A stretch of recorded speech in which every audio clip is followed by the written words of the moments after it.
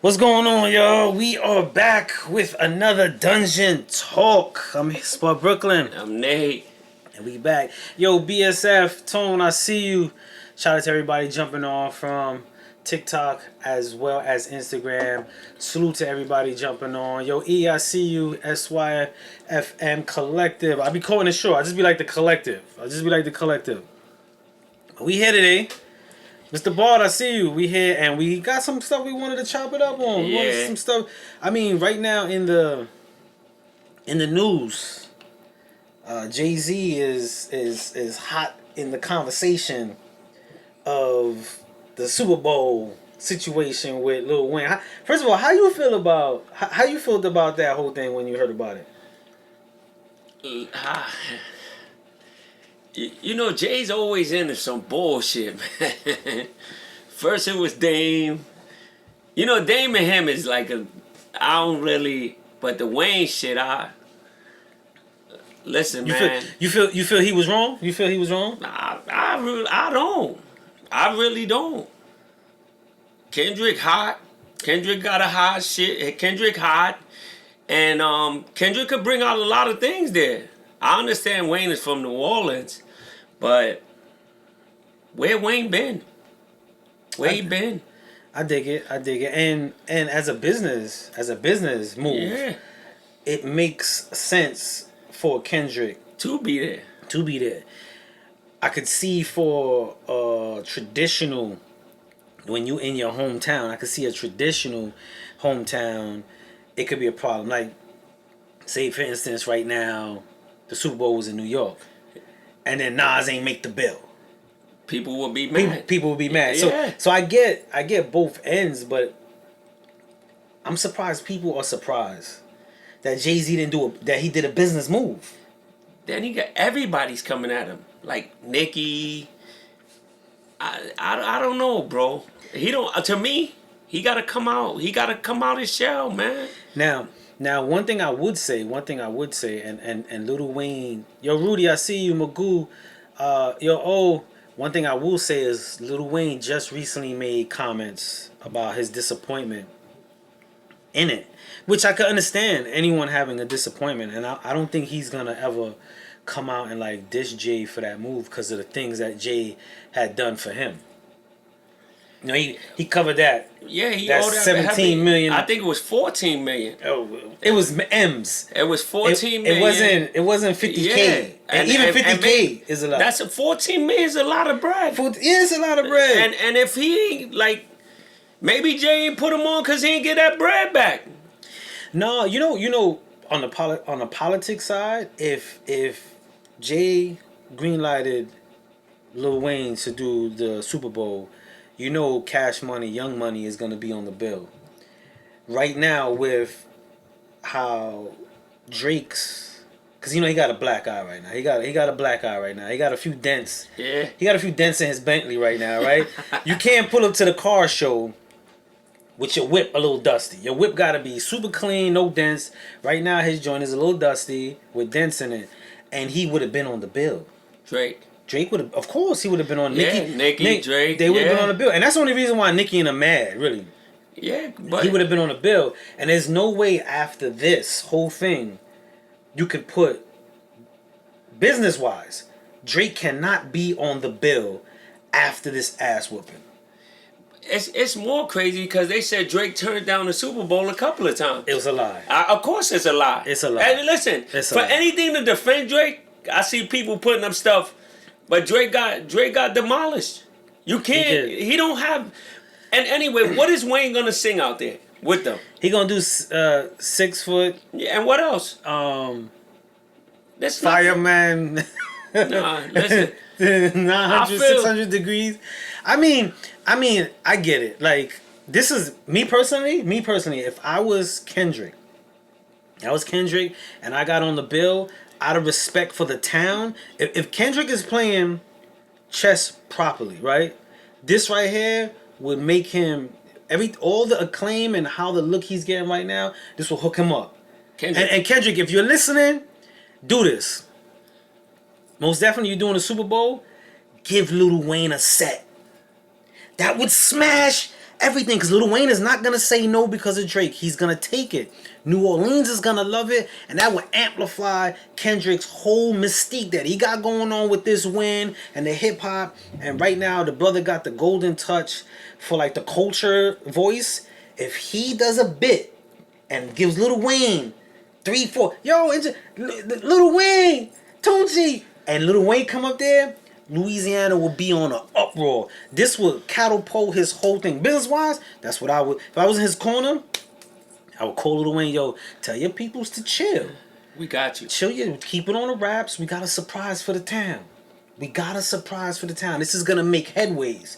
Could you imagine the press, the social media, and all that after Lil Wayne gets on stage with Kendrick's performance? Bro, this is, come on, man. I just gave y'all the ill mark and I ain't even gonna charge y'all for that. That's a freebie. That's a freebie. That's if he put him on there. That's if. Yeah, that's a big if. Because now you gotta not understand, but like he could rock the show for Dolo. He can rock the show for Dolo if he want to, but you know, it would really intensify his whole set and who he is if he brought, and what better way to bring, I mean, I would do a quick, this me, Master P, even though I'm not a fan. Musically, I'm not a fan of Master P. There's nothing I play for Master P. Nothing. I respect his grind, and I respect his business, and I respect what he did for the culture. But I would give a Master P set, Lil Wayne a little set, and maybe a baby. Juvie? Or Juvie. Like, you know what I'm saying? I'll give them a little set. Even if it's the first verses of their hit songs. Do a quick set, let them go, and then, man, save the day, bro. Come on. I give them the whole thing. Shout out to everybody jumping on. BS Love Child, see you. Who else is up there? Don't mention me. Don't mention me. Shout out to shout out to TikTok. Shout out to everybody on TikTok too. But that's what I would do if I was Kendrick, bro. Listen, it's just too much. Like, you know, people putting up when Jay shitted on 50, like they really going back to the shit. And you think Jay really give a fuck? Jay don't care. He don't care. Jay don't care, man. Jay gonna be Jay, man. I mean, at this stage in Jay-Z's career, I mean, you could have a whole diss record. You could have a whole campaign. You could have a Smurf campaign, as they call it. It don't matter. It don't matter. That's like us dissing the owner of Facebook. And it don't matter. It don't matter. No matter what you say, it don't matter. Because they're not playing in the field that we could really tarnish them enough, especially in musically. So it don't even matter to diss a Jay. It don't matter. It don't matter. And then they're gonna take care of him anyway on social media. Social media backs anything with money, bro. You could be a dirt boy. It just, I don't know, man. They're making a big thing out of it. Lil Wayne said he disappointed himself. Lil Wayne he ain't been doing nothing, man. I understand it's in his hometown. It's like if it was here. New York dudes would be mad, but if you not it, you just ain't it. I wouldn't say he ain't it though. I'm not saying he not it. I'm not saying he not it. I just wanted to clarify. No, I didn't mean it like that. Just in case you were. I'm not. I just saying he not. I'm not saying. Listen, Wayne is dope. Just maybe Jay ain't want to put him on. Maybe Jay thought that Kendrick was the man of the hour at this time. I mean, it makes sense business wise. Yeah. Like his name is one of the hottest names right now in the industry. On point 1180. Shout out on TikTok. I see you. Black Soprano Family Tone said, ain't nobody giving up all this backlash about an artist who don't perform in their respective hometowns. A few people say something and the world jumps on it. Yep, he said that is corny. And it's true, it is corny. It is corny, but I get coming from that home, especially if you from that hometown or if that's your man. Like I get Nicki. That's her big. I get you holding down your people saying they should get it. I get it. But being that so close to Drake, I could see that being an influence because there's no way at this stage. Think of boxing. basketballs, anything. You have two great teams play each other. You have two great. Think about like when the Celtics played against Boston at the height of their joints, and then when Lakers actually won. You can't invite Boston to the White House to see the president. You can't. You lost. You're great. You're great. You did what you did. Your legacy might not continue, but your legacy has been built to that point, to that loss. You did everything. We cannot take that away. Everything to that point, but you lost. There's no way he could take center stage, and Lil Wayne is gonna let. If Lil Wayne is running the bill, that whole team is gonna be up there, and Drake will be up there. You can't. Listen, man. You can't let. I'm sorry, you can't. They could be mad all they want, though. They could be mad. People could be mad. Oh, he deserves it. Listen, man. If he deserved it, he would be there. If he deserved it, he would be there. And it probably ain't even Jay neither. That's deep. If he deserved it, it's a lot more than Jay. Yeah, it's way more than Jay. There is a board. There is a board. It has to be brought to the board. There has to be clearances. It's more than like he runs the halftime show, but he's not in control of the halftime show. You know what I'm saying? Yeah, but that's what I'm saying. If Jay really wanted to be Jay, he put his whole team up there. You know what I'm saying? Everybody. And yeah, his whole team. And on top of it, right? Look at the play, right? Look at the play. The NFL used Jay to iron out the Kaepernick situation. And now with the decisions like so and so, the whole responsibility is like, yo, Jay's a dirtbag. It's not Jay in the NFL. Like, it's Jay. NFL has nothing. No one has said anything about the NFL, about how you going to do this in our hometown. No one said anything about NFL. Just directly Jay-Z. And that's how the game goes, man. Yeah, but... I just think it's kind of crazy, man. Everything is to him, like you say, and people not stopping.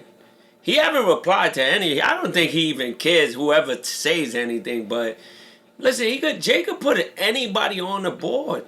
Anybody. He could throw names. Listen, he could do whatever he wants. He can. And they made a decision. It will be Kendrick. Yeah, that's all it is, and it's done deal. It will be Kendrick. That's the final line of it.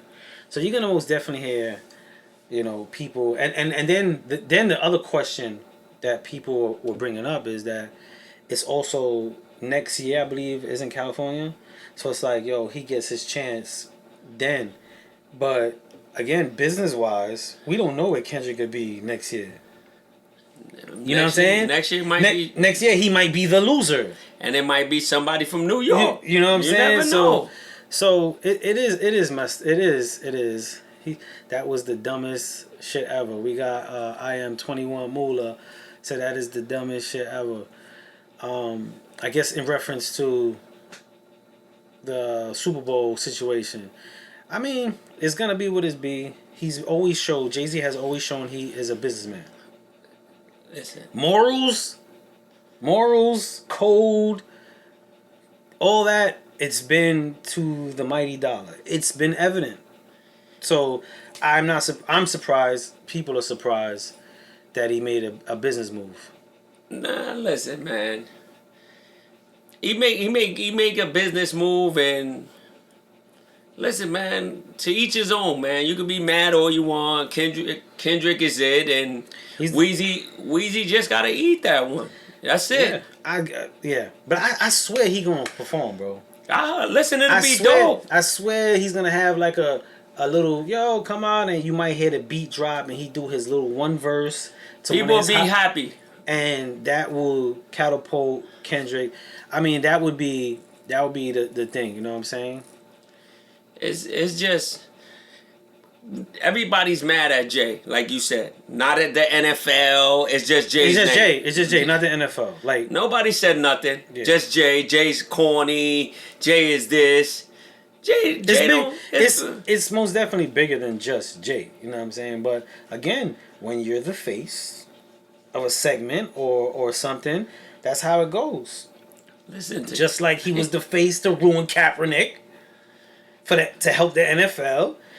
He's also gonna be able to. He's also gonna be the one to take the bullets when the shots get fired towards the NFL, especially for the halftime show. It's gonna be Jay just as much as he was the shield for the NFL when we were mad with the NFL, and then when Jay got there, we forgot about it. We just forgot. We just forgot what they were doing. You know what I'm saying? Mysteriously forgot what was happening, but that's how it happens. Though, It's just weird, man. That people will keep on constantly. Then it's like, I respect like people doing that for their team, but like Drake got demolished. He gonna bring out Nicki. Nicki eating already, so what's he mad for? Cause he put her on. That's It's the same shit, but that's like she's repping for her dude, but also press, man. This is great press time. Yeah, but she needs to be in a name. But who's she beefing with? She ain't beefing with nobody. Not really beefing, but utilizing this time to be in the press. Like now we even talking about her. Yeah, that's even better. You know what I'm saying? And social media posts, Nicki said this. So this is a perfect time for people to like voice their disgruntledness about the circumstance, to be in the limelight of the conversation. We can never get too lost in like the marketing side of this music industry. Because we get caught into the passionate. A lot of it be press runs, man. It's a great press run right now. I ain't even mad. Listen, bro. People screaming, Jay don't care, man. If you call Jay'll tell you get off the line, yo. Jay don't care. Yeah, he don't care. He don't care. He do everything that, like my man Spud said, the market, he know how to play it, man. He make sure that it make bread. He put in bread. He good. He ain't worried about that. At least it ain't Taylor Swift. Yeah. So you figure it out. You want Taylor Swift or country dude? It's mad. It ain't Wheezy. So the whole New Orleans is mad. And I bet you they still show up. Of course. But then you also gotta. You also look at the market of NFL. You know what I'm saying, and the demographic of, because there's two demographics of the NFL. There's the seats, and then there's the broadcast. You know what I'm saying? Then the broadcast, and the history of the NFL, the broadcast, which I ain't gonna say here like I always knew this. This is something I heard. The halftime show was because of Living Color. Living Color, the TV show. So what happened was they were airing at the same time. And to compete, not to compete, Living Color aired a performance. And the viewership shifted towards the Living Color that year. The next year, they created the halftime show. Because the halftime show, if we all remember, in reality, it used to just be a band. They used to form into words. Mm-hmm. And that was the halftime show. That was the bathroom run. Yeah, the camera move. Oh, let me fix that. I'm sorry. My hand movements. Everybody on Instagram, TikTok, y'all good. Let me fix the camera position real quick. Alright, there we go. Yeah, my hand gestures. Move, camera do everything. Stop moving your hands, bud. I got the rapper hands, man. I got the rapper hands. I'm sorry.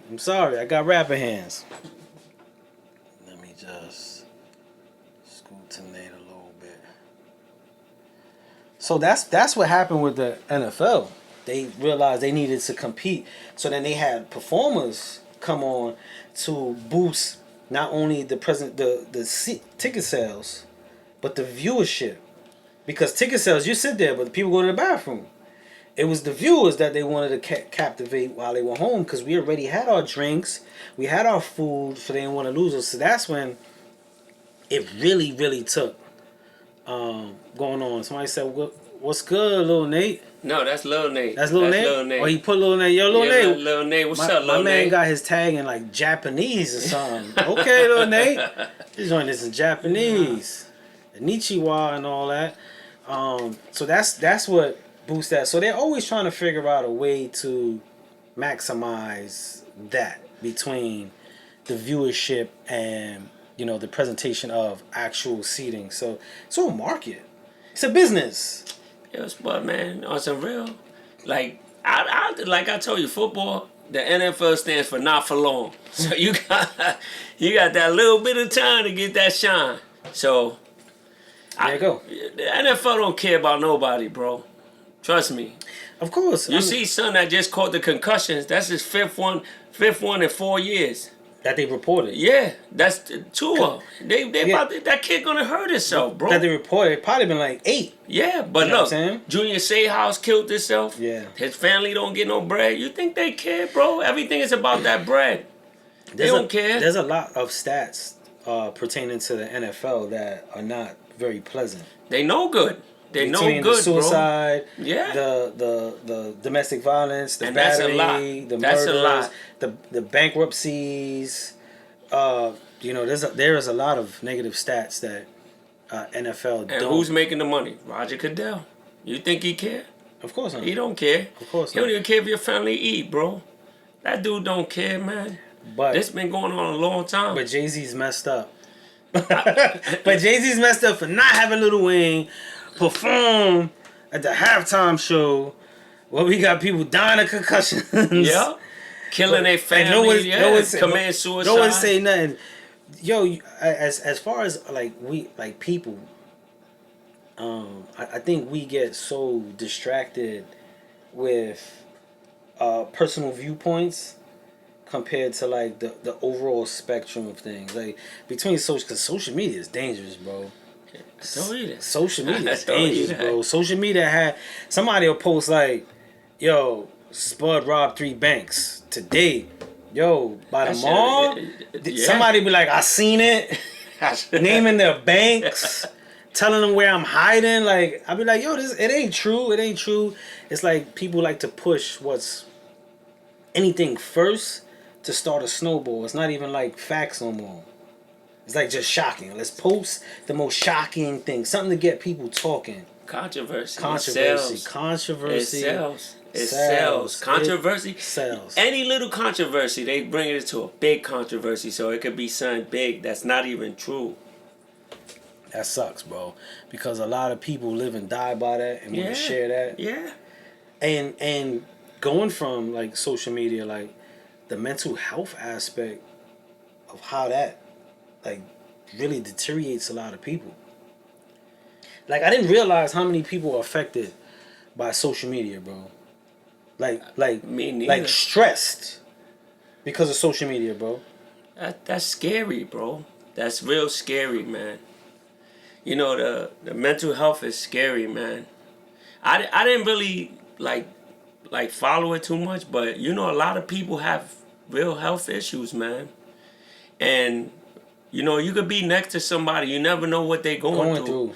And it's sad because they could be cooling, and the next day they look at you like, yo, this guy, like, yo, what's wrong with him? Even their body, like their aura that comes off of them. Yeah. You could be chilling, we chilling, and the aura that they have just because they, you know, they have a real mental problem. Yeah, that's real. It's just scary because you never know what you're gonna get like at that time. You don't know, and I think with a lot of people who are severely or just affected by mental health, a lot of times, and I don't say all the times, a lot of times forget that the world of their mental, that whatever they're going through, that illness, that pain, that depression, it's sitting with you. Not necessarily everyone knows it. And now the conflict in that is because I don't know it, I'm going to continue on in how I normally behave, and then I might respond to you in a certain way because I'm like, man, what's going on with son? So I think that communication of mental health, or when people going through something, a lot of times don't say nothing, but expect people to understand it. But how can they understand if they don't know? You know, if you just sitting there just, you know, I understand people got personal problems, but you can't come anywhere and sit there and take it out on somebody else. If you speak, you know, maybe they don't want to speak. Yeah. It's just a lot of times they don't want to speak. They don't. Yeah. That pain and what they build inside could cause a big problem. Yeah. Because you don't know what are they thinking at the time. That's true. So, you know, I just used to think mental health. A lot of people use it as, oh, I'm mental. Listen, you need help, man. You gotta get help. You gotta get Yeah, help. mental health, and I always say mental health and physical health are parallel, right? I might play ball and twist my ankle. Now I have a physical illness, my ankle sprained, but I might be able to tie my ankle up real tight, go And go back out again. there, still go out there and play. Some people twist their ankle and they're done for months. And the same thing with mental health. Like I might face a hardship or a loss of a loved one or lose my job, and I'm like, all right, I got to ground and I still could function. Some people lose that and get super distraught, discombobulated, and it throws you off. So there's different levels of it, and I think that's the part with people who are suffering mental health and people who are not, that gray area is because somebody might have gotten a loss, say a loss in their family, and expect what that defines to them. Everybody is the same way. How, I'm going through a loss. That might not mean the same to an individual. And like you said, getting the help. If I break my ankle, I might have to go to a doctor for him to line it, get a cast. If you're going through something mental, one of the worst things I think a lot of people do, that are not really capable of doing it, they sit with it, and that's like having a broke ankle and letting it heal wrong, Not going to fix it. not getting it fixed, not throwing the cast on. Yeah, it's gonna take time. You know what I'm saying? Everything, life takes. Life is. Listen, man. Life is life, man. And you know, when you struggling and you dealing with a lot of personal things, and there's things that you don't want to talk about. Listen, you need help. You got to go help yourself to better your life, to forward your life. You can't just sit there in sorrow. You Because can't. remember, you just you. You just you. So the more sorrow you are, and the more pain it's like inside of you, you're gonna take it out on somebody. It might not even be the little things that you think it's gonna take it out, but that little thing could trigger you to the worst Worst things in thing. your life. And without help, you know, I just think a lot of people use it like, oh, that's my mental. No, you need help. You have to talk. You can't sit there. Keeping it inside is not gonna help you at all. And you just said something. Just rounded it off to mental health doesn't do nothing because that's like me right now. Say somebody's like, yo, Spud, help me carry this up the steps. Yo, my physical health is going through it. It's like, okay, what? Yeah. Is it your arm? Yeah. Is it your leg, your back, your shoulder? And I think the same thing with mental health. If you really want people to understand you and get better, defining that for people so they could get especially the people around you. Because one thing I'm realizing, and I'm realizing it with me, and it happens very fast, and everybody out there on TikTok and Instagram, ask yourself this question as well. Like when it comes to dealing with somebody with mental health, it's so easy to now not be tolerable to their feelings because it becomes a disconnect, and then you don't understand it, then it becomes a conflict for you. Like, yo, what's up, man?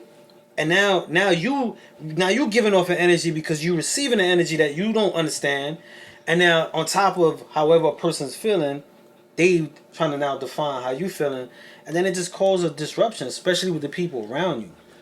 And that's the worst part, because the people around you probably do fuck with you, and they do care about you. Your aura is no good. You keeping it inside, and whatever you going through, that's your personal thing. If nobody knows. So if I'm going through something, say I take a loss or whatever, if I don't speak about it or just sit here in sorrow, my health is gonna be worse because I'm not speaking about something that's hurting me. Yeah. And these people, the mental health, even when people say, oh, a lot of things hurt, but you're not talking about it. You talk about it later on when a situation happens, which we didn't have to go that far. It's a bad situation when you sit home and you're alone and you just bugging. You're just bugging out. And it's more hurtful. Thank God you don't hurt yourself. Because there's things that you can't bring back into the... Listen, it happened. Things happen in life. And to better your life, you have to move forward. You gotta move forward. You gotta be focused. You gotta make sure that thing that happened never comes back again. Cause you only live once, but at the end of the day, you're just gonna build in sorrow. You're gonna be down. Nobody might not want to talk to you. Nobody might not even want to be in your presence. Yeah. Because you're down. You're not really trying to go above all the pain that you have. And everybody in life has pain. Yeah. Everybody in this world that's in this world today has pain. Yeah, and we all suffer some type of mental illness, just as well as we all suffer from some type of physical illness. The severity may change. Yes. You know what I'm saying? We all get down at times. Mm-hmm. We all go through a frustration. Those are mental things because it's not a physical. You could be sitting there perfectly fine, stressing about some type of move. That's a mental illness. You know what I'm saying? Just as much as I can have a sprained ankle, but still walk around like nothing. So we all face these degrees. And you said something that was really interesting that made me think. I think a lot of times with mental illness, the root of the mental illness is never the thought for someone going through it. It's always the action of the feel. They get stuck in how they feel in the mental illness at the time and not the source. And if you look at a physical illness, right?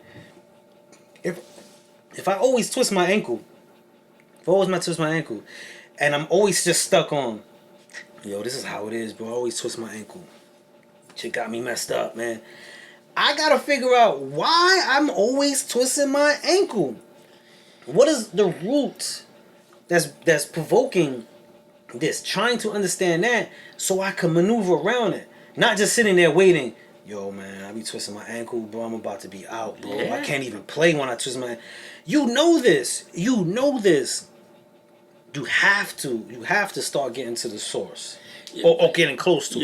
You know, people sometimes people in your circle bring out the bad and that leads to your mental health. You know, the people in your circle, you might not can't take the criticism. You might can't take what they throwing at you. So how can they hurt you in a circle if these are the people inside of your inner circle? Everybody don't let people in their circle.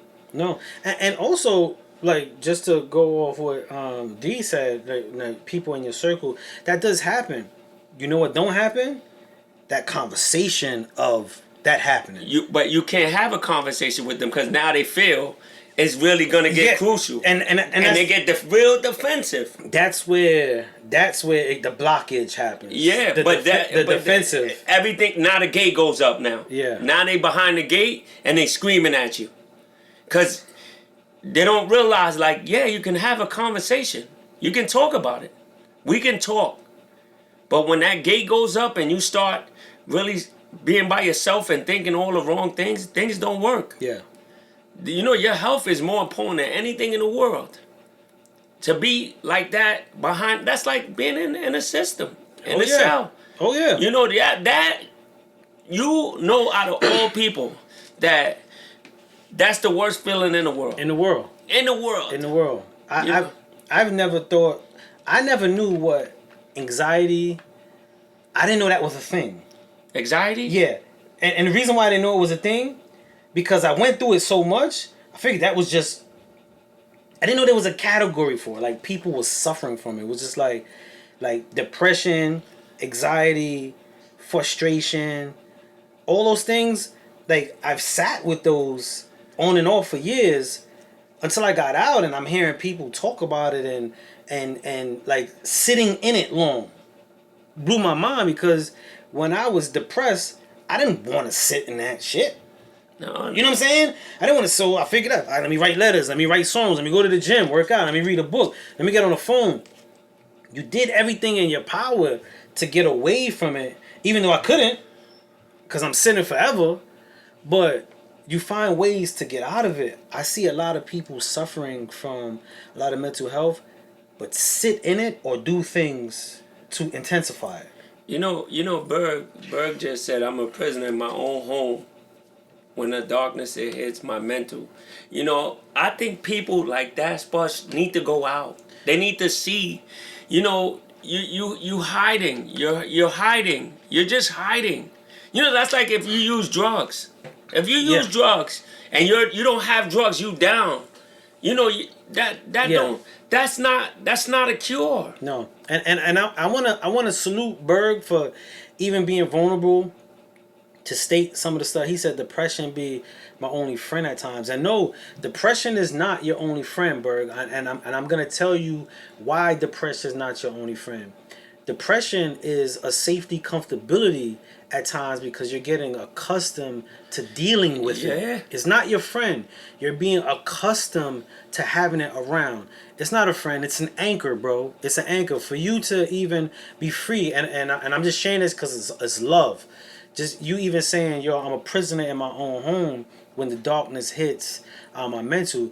To even state the words like I'm a prisoner in my own home and sanctuary being home tells you right there that it's not a friend, bro. It's an anchor. It's added additional weight, and getting to the roots of that is very important. And like you said, like when we get dark, I'm a firm believer. I'm a firm believer in this though. Sometimes you gotta sit alone with it.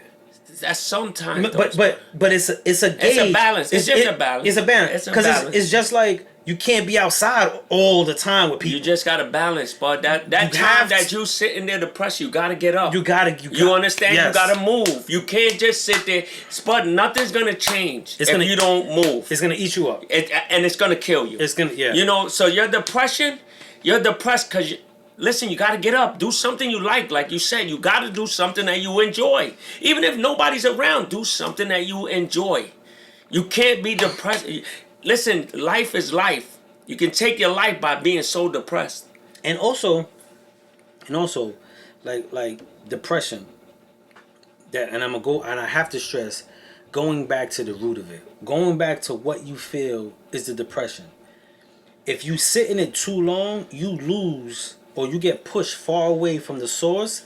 That the stuff that you think is over here that's making you depressed, you're not even reaching the surface of what's the really core of it. And sometimes it's not, we're not happy where we are.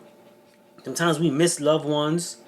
Sometimes the adjustments in career moves. There's many different factors of it. Before I even go on, I want to send a super big shout out to High Post Brother. He's one of the brothers that he is the brother that when I first touched down, he put like a $700 coat in my pocket, on my body, took me on this journey of where I'm at today with the music industry.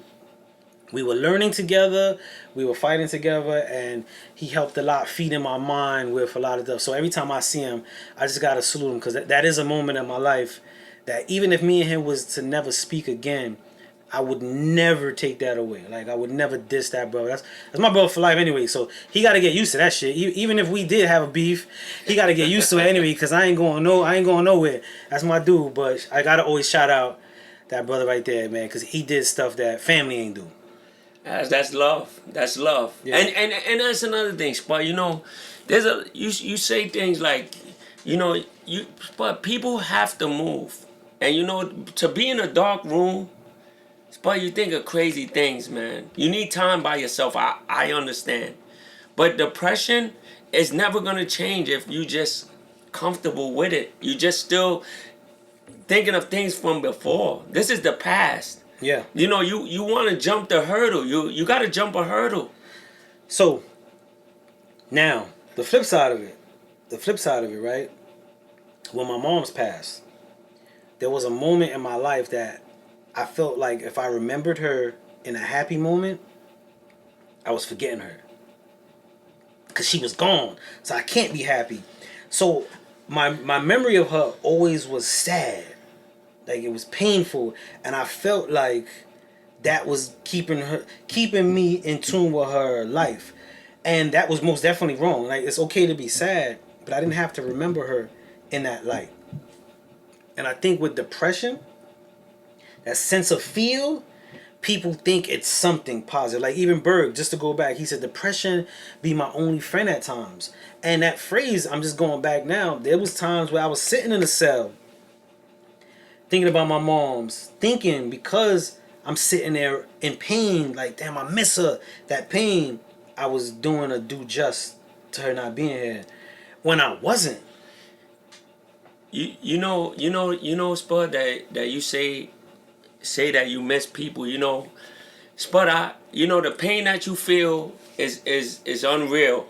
So you know what I do at that times? I go sit at the cemetery. Yes. I go. There's things that I gotta do. Maybe I want to cry today. Sit there and cry, cause I know that they not coming back.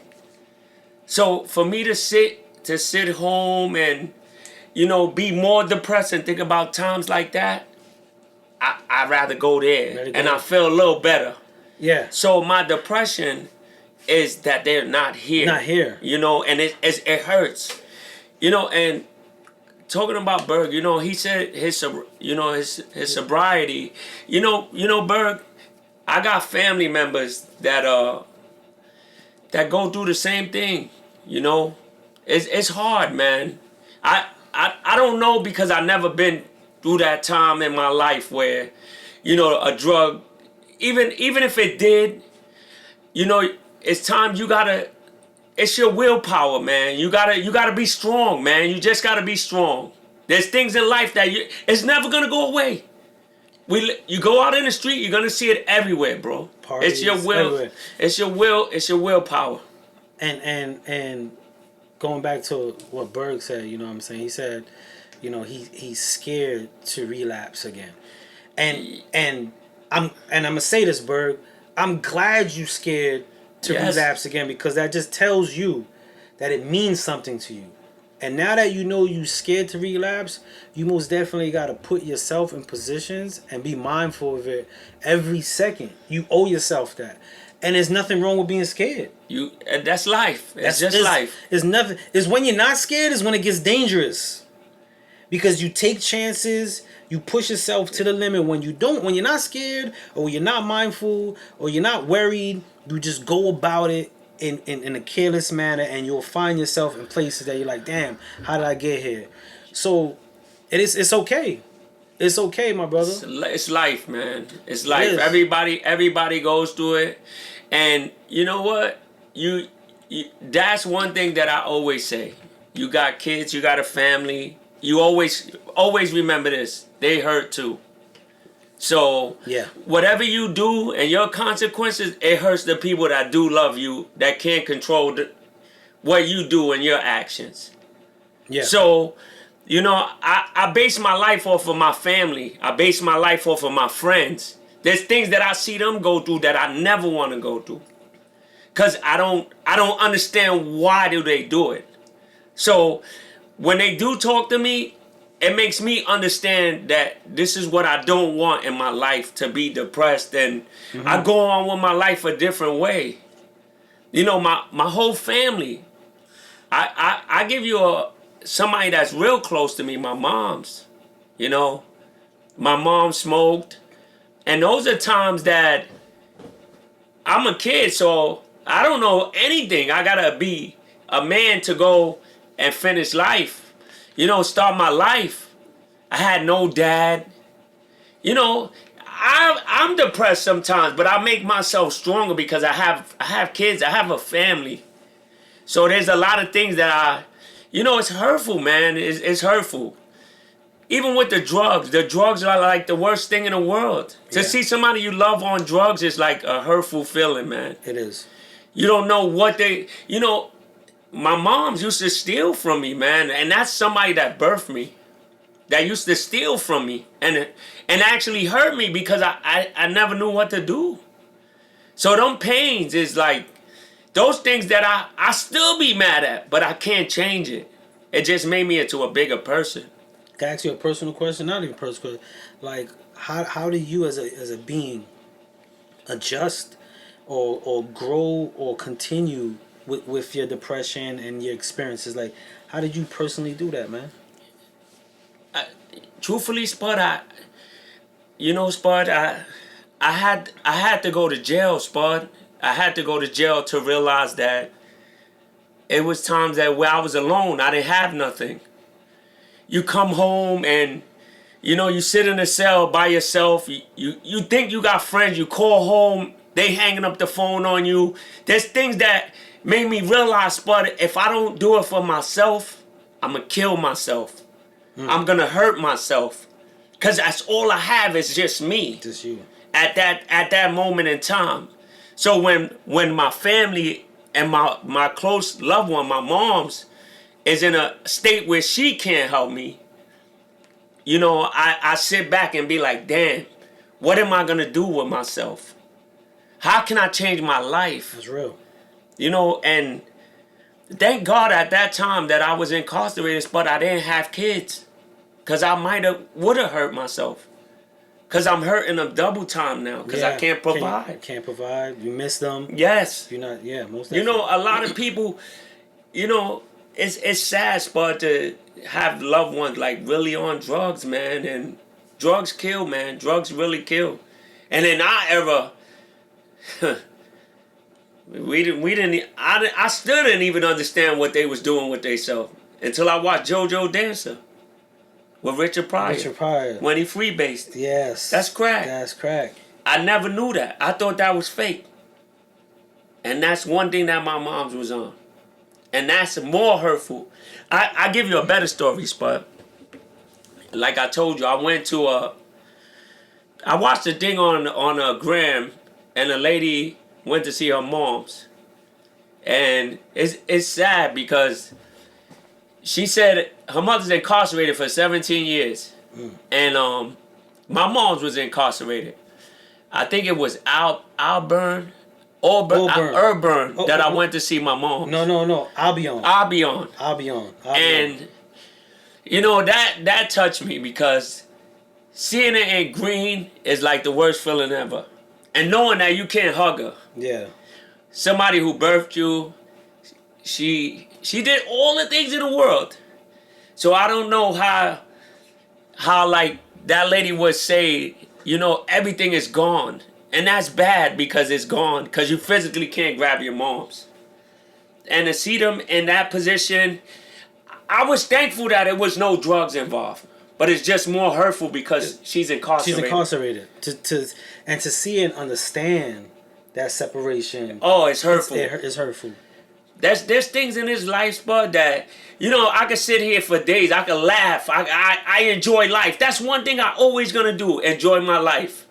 But it's a lot of pain inside here that people, you know, you don't know. You just gotta go. You just gotta move. You gotta move, man. I like that. You gotta move. You gotta move, man. And to be strong, you know, I just tell people on this today, the hurt that I have that nobody will ever know.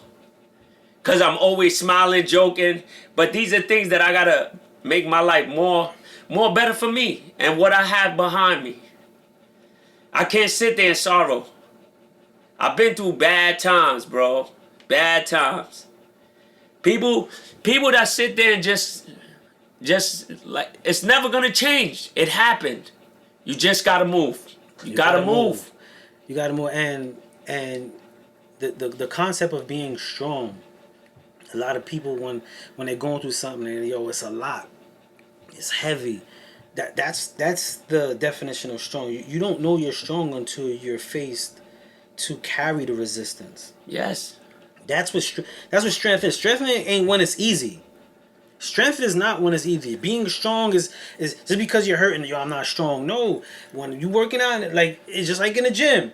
You get across that dumbbell and you lifting that heavy dumbbell and you feeling the burn and you lift it. Yeah, it hurts. It hurts like all outdoors, but you maintain. You did it. And when you're going through that pain, when you're going through that struggle, that's confirmation right there that you're strong because you're lifting that resistance, man. Yeah, and you know, Spud, that you like you and my other man, you know that y'all lost your moms, and I would say to myself, how do you guys deal with it? Like it'll hurt. It hurt me, so I wonder how did you guys deal with it? You know, to be on days where say just Mother's Day. Mother's Day is hard, you know, especially in the beginning because I lost my mother when I was 14. So I was still trying to figure out life. And I lost my mother when I was 14. And I grew up in a household that we really didn't like say like, yo, I love you, and we didn't really hug. So on top of this was like the biggest uh, pain that I've ever experienced. Like it was unreal. Like my mom's was just here a few hours ago. And then 2 hours later, I come home and she's never coming back. Oh my God. And I didn't realize it. I went into a deep depression alone. So people looking at me like, he good. He's handling it well. But I was destroyed. I couldn't think. I couldn't do nothing at school. And what got worse was, after my mom's passed and I'm still dealing with this, then I go to prison. So I didn't even go through the true mourning stage, and I thought I did. And I never forget the day of the funeral. I was sitting there, tears was coming down my eyes, and a lady in front of me, I think she was like an aunt, and she looked back, and I heard her tell the lady next to her, it ain't even hit him yet. And I was like, literally in my head, I killed her. Like I strangled her. That's how frustrated I was. But yo, she was real, bro. That was and no, years later in prison, I think it was like a Mother's Day or getting close to Mother's Day, and I was in my cell, and bro, I broke, like it just happened. I broke, bro. And I cried, and I couldn't get to a phone. I never forget. It was where I was sitting. It was E1. I was in E1 orientation. I didn't even get to a dormitory yet. I was in E4. Excuse me. I was in E4. Never forget. I was in a cell, and the lights just went off, and I broke, bro. And you know that you say that you broke, but what kills me is when people say it's gonna be okay. It's never gonna be okay. How can it be okay? Yeah, because this is my loved one. When is it gonna be okay? Yeah, I would never tell someone it's gonna be okay. I never tell someone be okay, but what I would tell someone is you can't get through it. You have to though, Spud. You have to in order to keep going. Yes, but you can. And what I also realized when someone's in that pain, because you know how many people told me, yo, it's gonna be alright. You're gonna make it. In that moment, I don't want to hear that shit, bro. You can't. I don't want to hear I'm gonna make it. My mom's just gone. That's right. So now I know how I felt. I don't say, yo, you're gonna be. I just like, yo, you can't get through this. Like, you can't figure out a way to. And people ask me like, yo, does it go away? And sometimes I feel like it is, and then I go to the cemetery. It comes, and it's it right there hits me because this is who you love. This is who even when I go there, and I sit there and talk to my grandfather, somebody who I love with all my heart. It's like the worst pain in the world, and what God left me is like, why did He leave these people? And then, it's sad because sometimes I wonder why did He go and leave these people here with me. Because I got to deal with the consequences. So at the time where all this was happening in my life, I was a kid, but being a grown person, I didn't know how to handle myself, So when they say, the childhood, and I never had a childhood. I never knew what was a childhood because I had responsibilities. I know what you mean. Because for me, I my childhood was very minimal. Then when you got into your teens, which I wasn't in my teens as a free man for a long time, I was adjusting to what I thought adulthood was. So I missed a little bit of the childhood trying to do what I thought adulthood was. But then when I got locked up, I got locked up in that experimental time, right? That period is when you figure out who you are. I missed that whole period of my life from 15 to 28. It was no high school. I was in prison. Oh my God! I got my GED. At least you did. Listen, I got my GED. I got my GED at McCormick Center in '96, and then I went to college in '99, up north, and then they cut the program. But I did that up north. But I did my whole adulthood in prison until I was released. My whole entire adulthood was in prison. So my still trying to figure out and mend how I was feeling from all my past pain, my mom's and now I'm dealing with the immediate pain of not being there, prison, fighting, getting stabbed, having to stab, CO, cells being on fire, prison wars, you name it, trying to adjust. That's when I realized I had to really get in tune to the things that were really painful to me. When God rest your mom's, when she passed away, you was incarcerated, right? No, I was home. Oh my God. I was home. It was June 14th, 1993. You know, and then I got, that was 93. And then I did that whole 94 bugging. And then January 1995, January 18th, which was a Wednesday, 1995, at approximately 11:42 a.m., I got locked up right in East New York on Fountain at Transit Tech High School. Oh. I never forget them days. You know, Spud.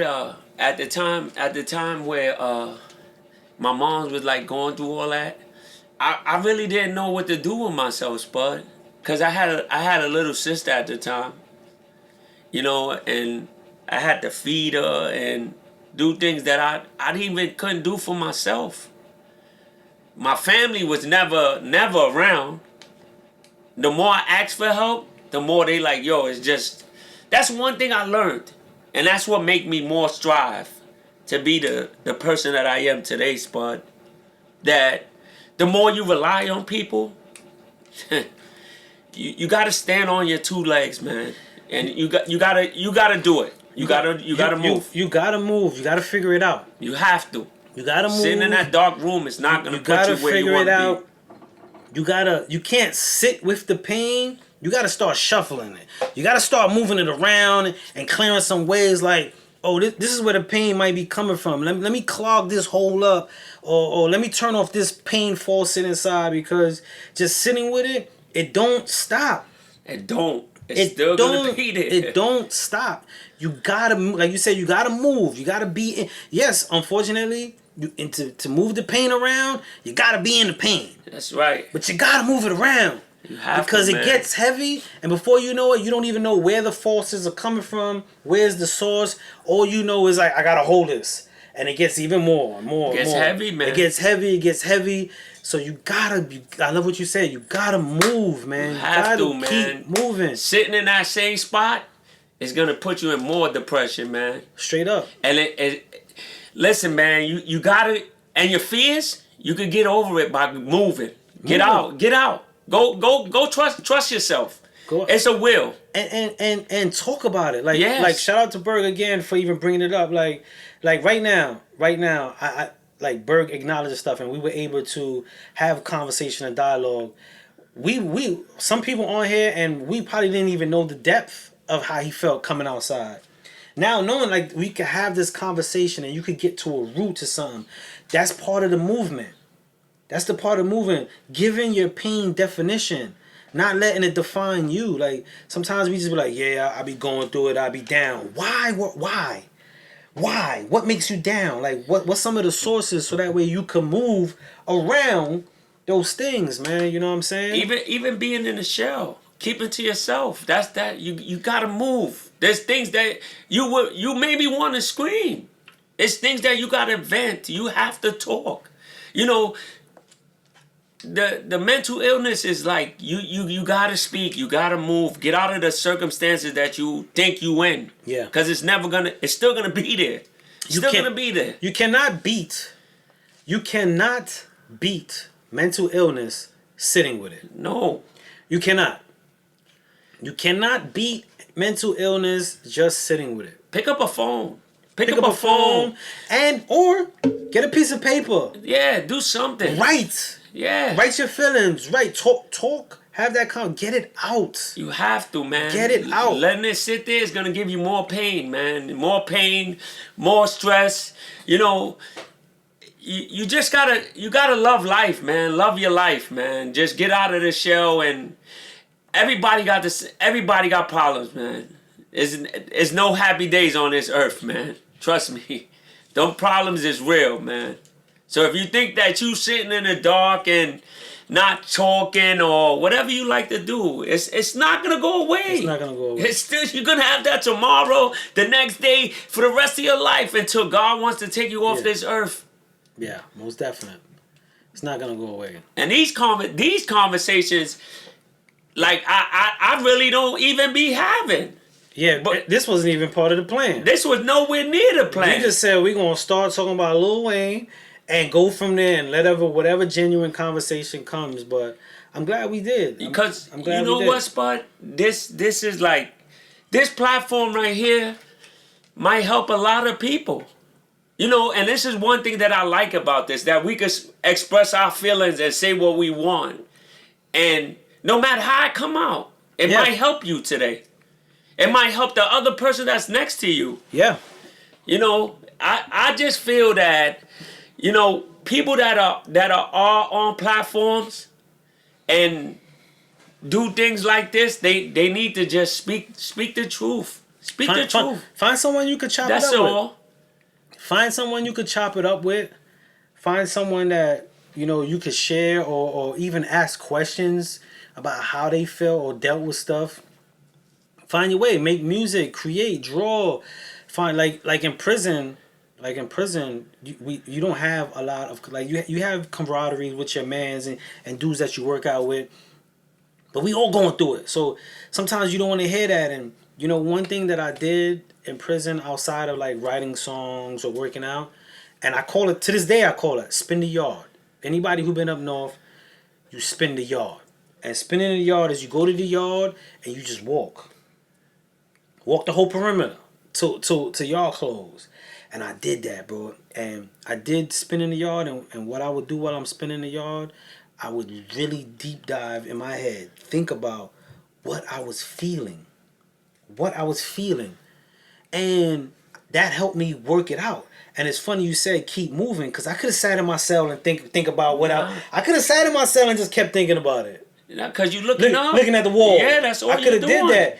But I went to the yard and I would spin the yard and just walk, bro. And move things around in my head. You have to. You gotta.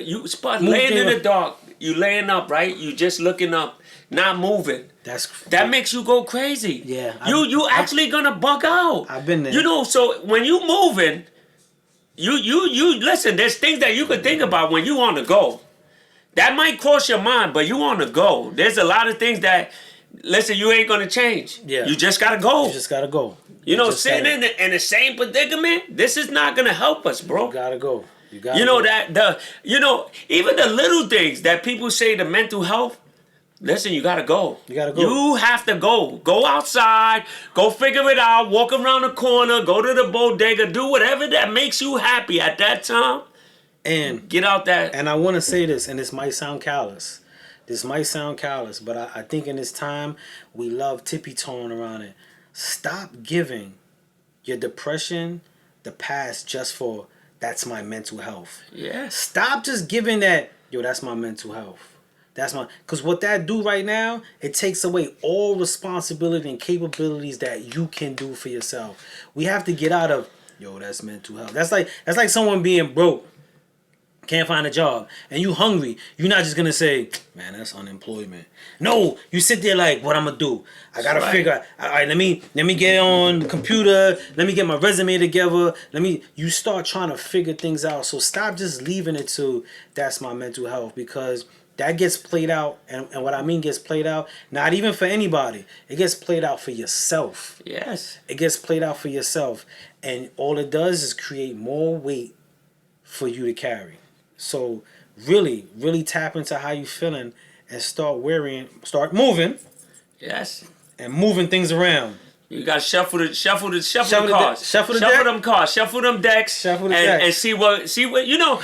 When you locked up, they shuffle the deck, right? They shuffle the deck and you do push-ups on every card that you do. You understand? I just did, yeah. I did it. I'm about to do it again tonight. And that's what. And you know, Spud, that's what taught me a lot. This is what taught me to understand life. If I could shuffle these cards, 52 cards, and do push-ups, I think I could go by life. Because this ain't nothing more crucial than that. To be in a cell, somebody telling you when to shower, somebody telling you when you could go to sleep, when you got to go to sleep. Yeah.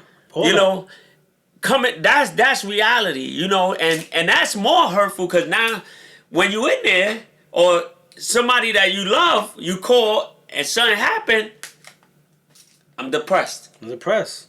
Can't do nothing. Hands tied. Can't do Literally. nothing.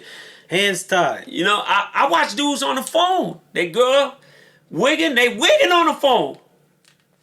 Dude tell you, yo, what you gonna do? You can't get out. Can't do nothing. What you wigging on the phone? Can't stop. It don't make sense. But that's the most hurtfulest feeling, and that changed my life, Spud. Being in the time, just sitting there and looking and experiencing and experience that. The unreal and unnatural environment, bro. Like I don't think people get. I'll tell you how. Wait, but I don't mean to cut you off. You know, I had court, and the guy that was cuffing me had to, take a shit. And you had to. Yo, I had to put my arm over the little wall while son shit, and I'm like, oh hell no. So I don't really know. So I tell the CO like, yo, take the cuff off. He got to use the bathroom. Nigga said, what? Yo, Spud, this how I knew it was real. When he did that, and I came back, and they told me to pull my pants down and looking, I was like, oh no. Yo, Lil Nate said good night, love you. I love you too, Lil Nate. And it's sad, Spud. It's sad to even just experience, Spud. Those times are like the worst times in the world. And that made me realize I had to get a job. I had to change my life. Yeah, I had to stand on my 10 toes, because if I didn't, I'm going back to this. I feel you. And I don't want that. I feel you. And who am I going to depend on if I can't do it myself? Bro, I dig it. You understand? I dig it. I completely get it, man. I never forget. I have many of those, but I never forget when I just came to like one of my first visits. So I didn't really know the strip search. Yes. And I did my visit, and dude stripped me down, and he had me, yo, lift your nuts up and all that. And then he said, turn around and squat, bro. And I'm looking at him like, what? And he said, cough. And I did like, and I got up. And he said, nah, you got to do it again. I didn't see. Yo, bro, that moment. Oh, my God, yo. That moment. Like, the after effects of mentally, like, first of all, I'm so frustrated. I want to, like, wild out. But then I can't wild out because my wild out don't take me away from the situation. Because they going to strip search me to go to the box anyway. And it's like dealing with that. And then you got to deal with that every visit. Every time. It don't change. It don't change every That's visit. like a routine. Every visit. And that was the psychological warfare or the psychological battle of seeing your loved ones and having to trade off the after effects to see your loved one. You know what I'm saying? And that's the worst part, because people really don't know that really go down. It go down. So if you don't know, you just thinking it's cool. That's why, yo, Spud, you know how you say just me and you, like you say, yo, I do programs to talk to kids. Yeah. You know, if they really knew them situations and things like that, and people would help these kids, I think life would be much easier for these kids to understand not to ever go there. Yeah. To ever carry a gun. You know. That's why I try to share that with all my programs. Like, anybody who speaks to me, I'm very open about prison, my experience. Some people be like, yo, you okay talking about it? Yes, we could talk about it. Like, it's something that I came to grips with. Like, I understand it, and I try to share that with these kids. And not only kids, just sharing in general, to give a perspective to even someone who comes home and they be like, damn, son did all that time. What's wrong with him? What's wrong with him is he's still dealing with that. Yeah. He's still dealing with that. And I even told parole one time. I told parole and I told a DA, assistant DA, you take a person and put him in an unnatural place with individuals that you fit are not fit for society. Whether they're violent, whether they're criminals, whether they're insane, mental, all of it. You put them in there, you leave them for years, and then you open the door. No study between animals, humans. I mean, you put one spoiled apple in a bunch and it ruins. Imagine having a whole bunch of spoiled apples or more than one spoiled apples and putting a fresh apple in there. The odds are against you. And I always share that like when somebody come home. So this is why I'm so vocal about it. This is why every chance I get, because I want to be a representation of like, nah, there could be some apples that come out. And come out. Come out, Yeah. you know what I'm saying? Some apples things. could come out, and that's why I'm so, because right now, if I get into a fight and bust somebody's head open and he happen to die, the first thing they're gonna do is talk about all my what you did. Yeah, 15-year-old convicted of murder, spent blah blah blah. They're gonna do this whole list, and then they say my name not at the end. Not the accolades that you did. So before you, it never fails. So now that I'm doing great, now don't forget all that. Yeah, I was sentenced to life. I was 15. Not all that's gonna be forefront. Like, yeah, let's not forget all that, because if I was doing bad, you would have shot us. So let's talk about like redemption. Let's talk about rehabilitation. Let's talk about redefining who you are. So I try to be in the big hit of that time on. So that was shout out to everybody. Shout out to everybody that checked in today. Berg, shout out to Miss Jackson. I see you, Tim Dog, Z, straight balling. Shout out to everybody, man. But if you got anything from today, Nate said it best, man. If you're going through depression, you gotta keep moving. You gotta keep moving. If depression is not gonna go anywhere, just sitting in it. That's one thing it's not gonna do. It's not gonna go anywhere sitting in it. So you got to keep moving and shuffle that deck. Yes. Quote unquote. Shuffle your deck, man. You gotta shuffle your deck. Declutter. Even if you gotta do it 10, 15 times, shuffle it. Shuffle it. See how I feel. Shuffle it. Shuffle it. See how I feel. You'll be alright. Trust me, man. Shuffle it. And if our being is our temple, right?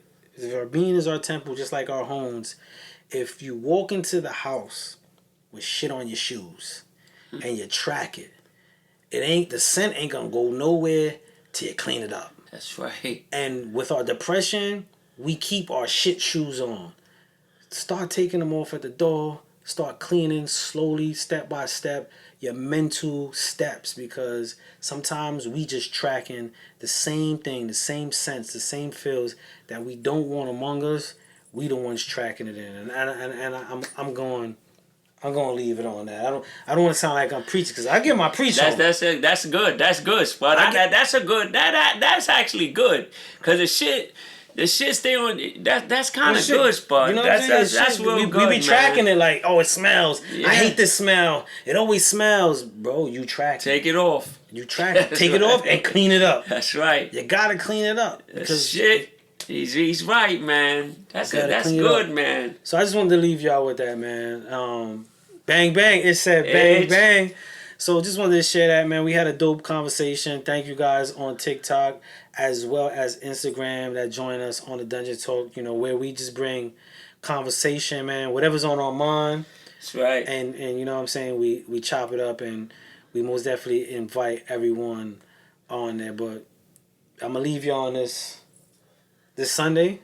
Unless Nate got any closing words. I'm good, He's man. good. If you got any closing, we good. I'm good, man. Today was actually dope, man. We have real dope conversations, man. Today just, you know what? I speak to people and people tell me, yo, speak the truth, man. The truth. Maybe if people speak the truth, you'll feel much better. You'll feel much better if you speak the truth. I like that. You'll feel much better, and whatever's inside, you let it out. You never know, bro. You never know. It might change your life. Whatever you holding on to, let it out. Let it out. That's real. Let it out. Speak your truth. Speak bro. your truth. Even I like listen, that. And you got to be true to yourself. That's right.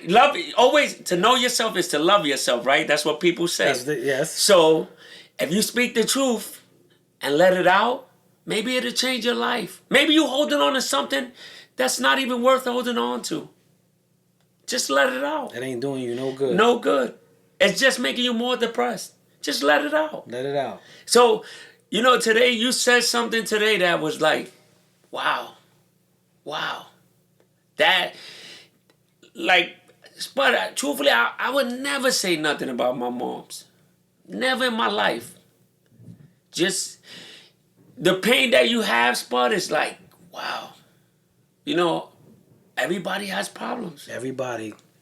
Everybody, bro. Look at He said my words. Yeah, that's one thing that I can say. I'm home, and it's like it's real, man. You let your feelings out. Maybe you just gotta love life, man. Just love yourself and love life, man. Let out the truth. Just the truth will set you free. It always will set you free.